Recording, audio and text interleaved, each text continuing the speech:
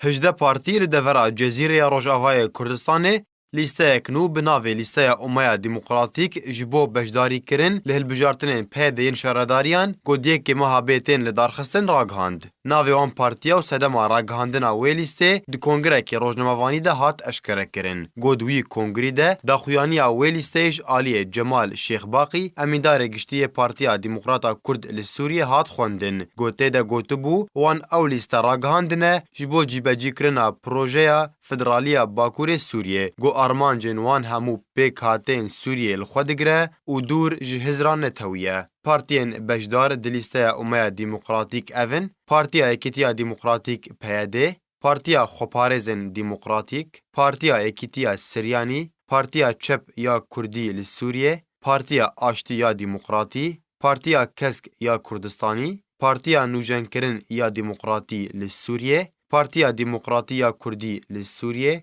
Yekîtiya Liberalî ya Kurdistanî, Partiya Demokratî Kurdistanî Sûriya El Partî, Tevgera Nûjenkerên ya Kurdistanî, Desteya Niştîmanî ya Erebî, Yekîtiya Niştîmanî ya Azad, Partiya Aşûrî ya Demokratî, Hevgirtina Niştîmanî ya Kurdistanî, Partiya Roj ya Kurdistanî û Partiya Guhartinên ya Demokratî ya Kurdistanî. Programê Lîsteya Umeya Demokratîk pêşketina çandinî û pêşesazî û çareserkirina kêşeya avê û parastina jîngehê û wekeviya jin û mêr û çend daxwazên rewşenbîrî û çaksazî ne. Her wiha li devera Efrînê ya Rojavayê Kurdistanê jî partiyên hevbendiya niştîmanî jî programê xwe yê hilbijartinan ragihandin. Gotê de dibêje ew ê hewl bidin Hizra Umeya Demokratîk li hemû cîhanê belav bikin. Di wê programê de hevbendiya niştîmanî daxwaza parastina jîngehê û wekeviya jin û mêr û berhevkirina xwendinê û parastina avê û cîbecîkirina dadweriyê